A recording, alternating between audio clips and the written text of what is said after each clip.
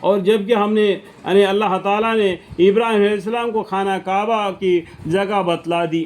جہاں پر پہلا آسمان سے جو کعبہ شریف ہے، ساتواں آسمان میں وہاں پر جو کعبہ شریف ہے، ان جگہ پر نیچے زمین پر کعبہ شریف ہے، یہ سینٹر پوائنٹ ہے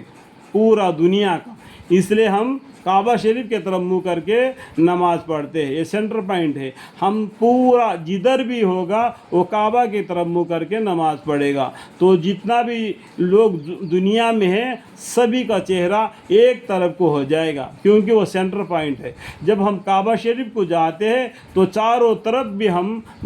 کعبے کی طرف منہ کر کے عبادت کرتے ہیں اللہ کی۔ کعبہ اللہ نہیں ہے، کعبہ اللہ نہیں ہے، کعبہ ہمارے لیے ایک دشا ہے،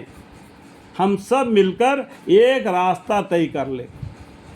یہاں تک بخاری شریف میں لکھا ہے آپ جہاں بھی بیٹھو اپنا چہرہ قبلے کی طرف منہ کرو، کعبہ شریف کی طرف منہ کرو، سب سے پہلا پیغمبر صلی اللہ علیہ وسلم کا نام اور اللہ جل شانہ کا بیان کر لو آپس میں کہاں بھی ہو۔ سمجھ میں آ گیا؟ جو سورہ بھول گئے ہوں گے وہ سورہ کو یاد کر لو، درود شریف بھول گئیں گے اس کو یاد کر لو، نماز کو کس طریقے سے پڑھنا ہے، وضو کس طریقے سے پڑھنا ہے، اس بات کو باتیں کر لو، اپنا چہرہ کدھر؟ قبلے کی طرف منہ کر کے، کہ باقی مذہب کے لوگوں کو مجال نہ رہے کہ مسلمانوں کی طرف انگلی اٹھائے۔ سمجھ میں ہے بات؟ لیکن آج لوگ کیا کر رہے ہیں؟ جب کہ ہم نے ابراہیم علیہ السلام کو خانہ کعبہ کی جگہ بتلا دی اور حکم دیا کہ میرے ساتھ کسی چیز کی شریک مت کرنا، شریک نہیں کرنا، اور میرے اس گھر کو طواف کرنے والوں اور نماز میں قیام اور رکوع اور سجدہ کرنے والوں کے واسطے حسی و معنوی نجاست سے پاک رکھنا کعبہ شریف اور اس کے علاقے میں جو نماز پڑھتے ہیں وہاں پر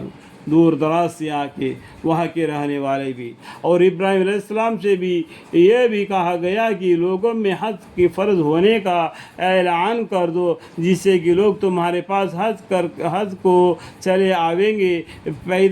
پیدل بھی، اور جو اونٹنیاں سفر کے مارے دبلی ہو گئی ہوں گی، اور وہ اونٹنیاں پر بھی جو کہ دور دراز راستے سے پہنچی ہوگی، تاکہ اپنے دینی فائدے کے لیے موجود ہو، اور اس لیے آئیں گے تاکہ ایام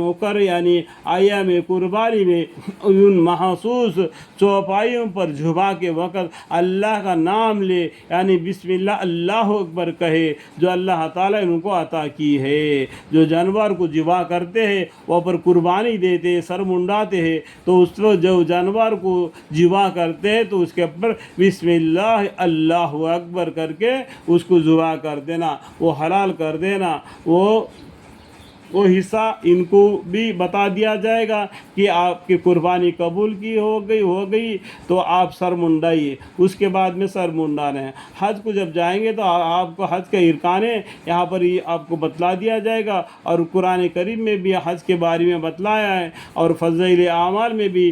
فضائل حج لکھا ہوا ہے۔ یہ کتاب کو ساتھ رکھ لیں گے تو آپ کو بہت سے باتیں معلوم پڑ جائے گی، ٹھیک ہے؟ سو ان قربانی کے جانوروں میں سے تم کو بھی اجازت استحباب ہے کہ کھایا کرو، اور مستحب یہ ہے کہ مصیبت زدہ محتاج کو بھی کھلایا کرو۔ پھر لوگوں کو چاہیے کہ اپنا میل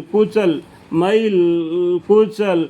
دور کر دے، وہاں پر کیا کہے، ہمیشہ اللہ سے معافی مانگتے رہے، یا اللہ مجھے معاف کر، یا اللہ مجھے معاف کر، اس سے بڑھ کر دعا ہے ہی نہیں۔ اس طریقے سے پاک صاف ہو کے واپس آ جانا، جیسا کہ اس کی ماں نے ابھی جانا،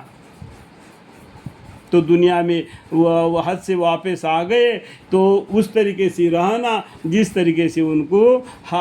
حج کرنے کے بعد میں اپنی زندگی بسر کرنا ہے۔ تو آپ وہ حاجی آدمی کو دیکھ کے دوسرے آدمی کو بھی ایسا ارادہ پیدا ہو کہ وہ بھی حج کو جائے، اس طریقے سے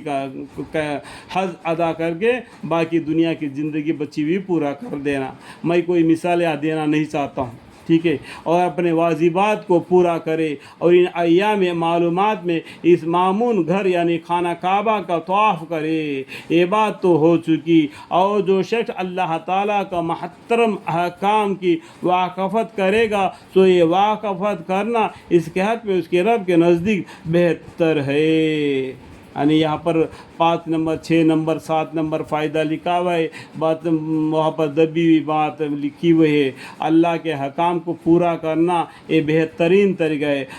رب کے نزدیک بہتر ہے۔ اور ان مخصوص چوپائیوں کو باستثناء ان بات کے جو تم کو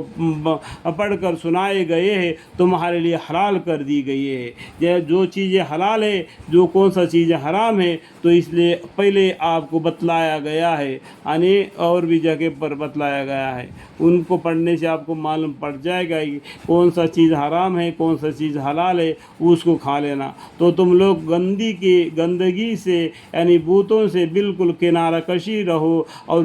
جھوٹی بات سے کنارہ کشی رہو۔ اللہم اغفر لی، اللہم اغفر لی۔